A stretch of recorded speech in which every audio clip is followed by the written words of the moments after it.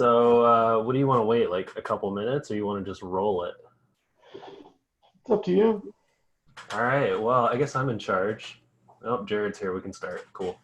All right. So, yeah, I guess in interest of just respecting everybody's time, as Mel would say, um, we'll probably just get started, and then if anybody wants to filter it afterwards, they can do that. Today we have David speaking, and I have some fun fact about David. If I can scroll up and find it. He's got two girls and a furry boy named Max, and he's a husband of one wife, and he would like to leave the world better than he found it in any way possible. Somebody who's known David for all of my career at NinjaCat, who was my initial buddy and said he likes memes. I've gotten to know David pretty well. Sometimes I think that he sets too many boundaries between him and I. So I'm excited to hear about his boundary setting techniques in drawing the line. Give it up for David.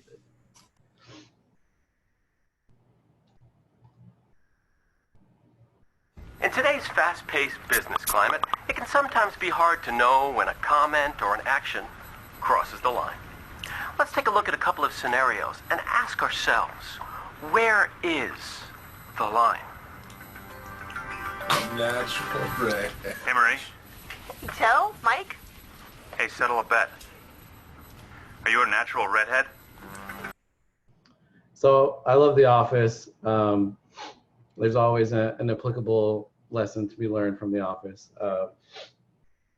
But my favorite is the cheesiness of that video with the line. But definitely, in our personal and professional lives, we all have, boundaries that we need to set and maintain. Some of us are better at it than others. And those of us that have learned from experience that your life is better when you have set and maintained your boundaries. I think we're better for it, and we enjoy our lives a little bit better. So on that note, what happens when boundaries are not respected? Oftentimes throughout human history, we have had wars upon wars because people think this area is mine, and you think this area is yours, and so let's fight about it, right?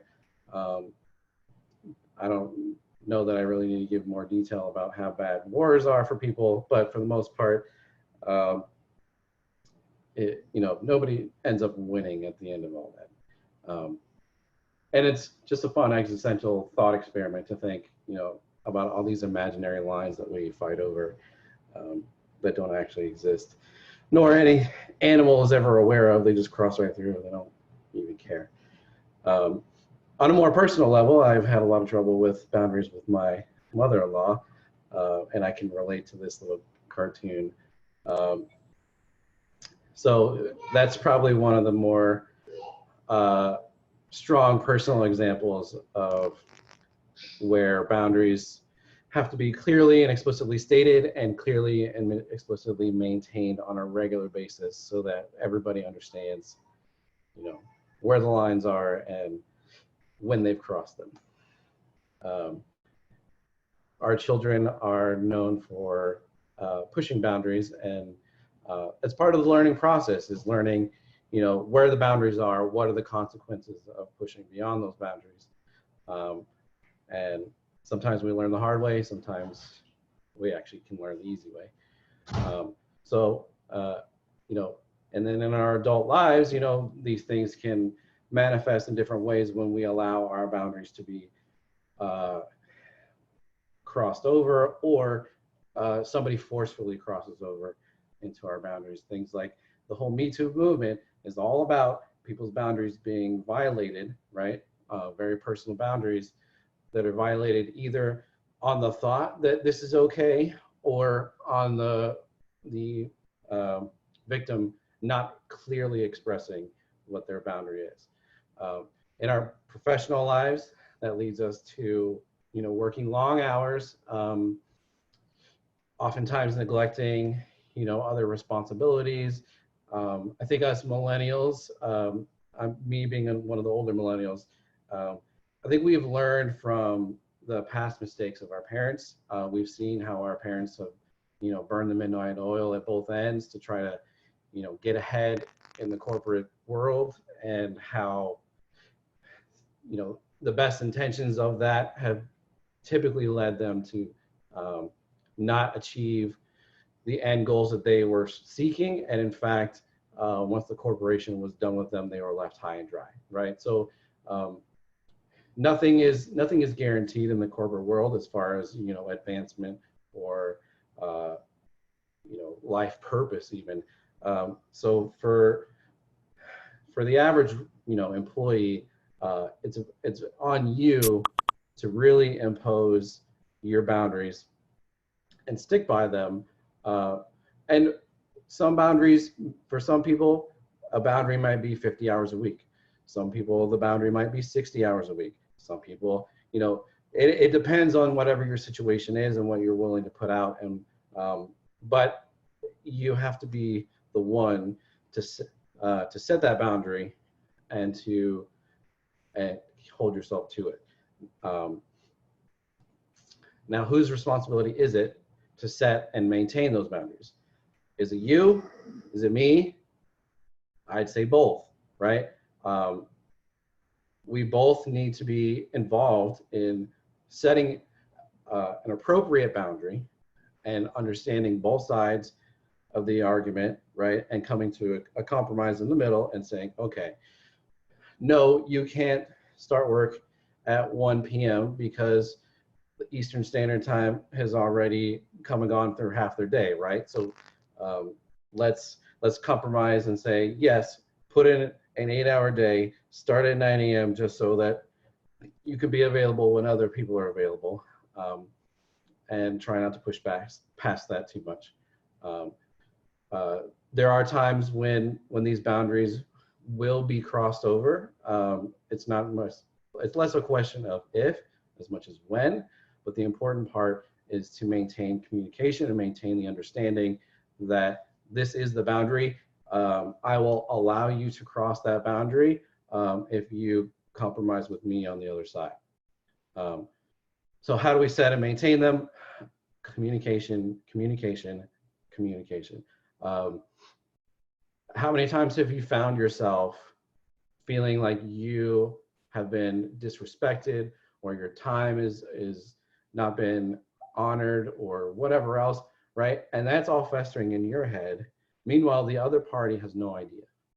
So the only way the other party is going to have any idea that they have crossed that boundary, or that there even was a boundary in the first place, is if you communicate that to them. And you probably will have to over communicate time and time again, reinforcing the boundaries, sometimes adjusting them if you need to. So the original boundary might not have worked anymore, but at least going forward, if you maintain communication throughout the entire thing, those boundaries can be respected on both sides. Clear consequences can be set from both sides to say, this is what happens if the boundary is crossed. This is what happens if the boundary is maintained, right? In the case of my mother-in-law, it's basically, if you don't respect the fact that we have our own lives, you do not get to participate in that for a certain amount of time. The same with my work life. I've learned that, I can put in 50, 60 hours in a week and maybe get a pat on the back and a little thing here and there. Most of us are salaried, and so our pay doesn't reflect those things.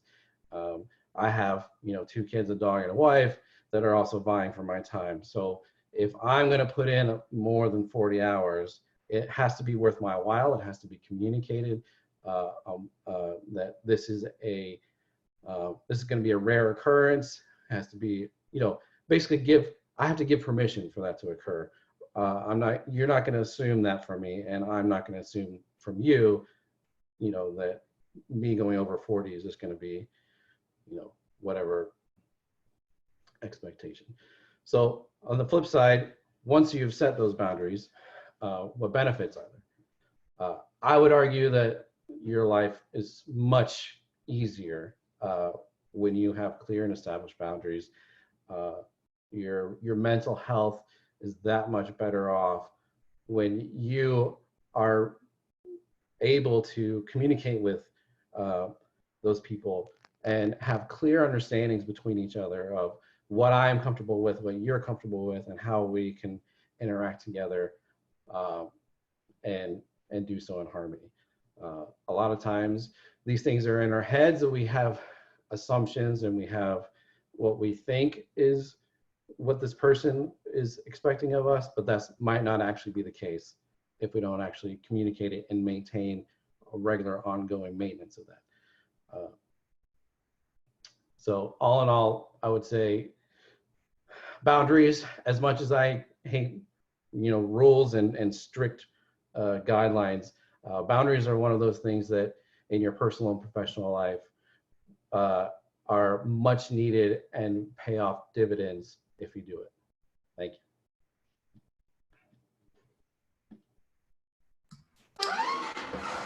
All right.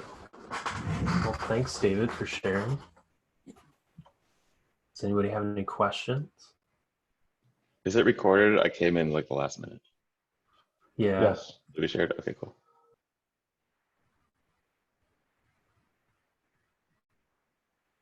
Any questions, comments?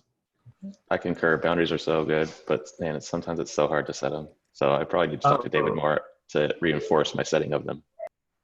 And Yeah, I agree. What am I known for telling you, Johnny? Yeah, you haven't told me in a long time, so that's why I don't adhere to it. So please tell me again soon. A lot of times Johnny would say, I'm OOO tomorrow, but I'm on Slack if you need me. And my immediate response is what? Just stop working. Be OO or don't, right? Yeah, because exactly. if you make yourself available, then you're not out of office and you're not going to get the rest that you're looking for. And like, you bring a good point on communicating, David, too, like, especially when boundaries do get crossed and like, and your side, you're just, you feel certain ways and you're angry, you're frustrated, but the other side doesn't understand or know because it's all one-sided. So like, in order to have that communication to kind of like make sure, you clear the air and like things are understood. I've learned the clearing method or the clearing conversation is a really good tool to help like kind of get you in that mindset of, okay, what, just kind of lay it out, like, what do I feel? Why am I angry? Why do I feel this way? And then helping you communicate that to the other person or the other party. Show us how it works. Your dog's chewing your comforter. Sets boundaries for us. No, he's got his own pillow, so he knows which pillow is his, and we have clear boundaries on, my daughter's stuffed animals are not his toys. He has his own toys and his own pillows. Not to sidetrack, but the funniest thing I ever saw was with a Zoom with David one time, and the dog like went out there because he was going out there with daughter or wife or something like that, and he came back in to get his pillow because he's like, oh, I'm gonna lay down out there, let me grab my pillow, and I came back in, grabbed his pillow, and went back out. It was so fun. Sorry. Yeah, a lot of times he'll go grab his pillow and try to jump on the bed and fail miserably at keeping the pillow in his mouth and jumping on the bed at the same time. All right. Well, thanks for joining. The recording will be posted whenever Jake gets around to it, and there's a sign up sheet if anybody wants to sign up to give another talk. And I'd love to hear Amy talk about DJing. That'd be awesome. That's a dense topic. But that would be fun. Like your digging process and everything. I'd love to hear about that. A lot of the DJing is preparation. Like, what people don't see is the stuff that happens behind the DJing, which is managing and preparing your music. Yep. I want that look behind the curtain. DJ Khaled. right. Well, thanks again, David. Everybody else have a nice rest of your Wednesday. Bye, guys. Bye. Bye. Bye.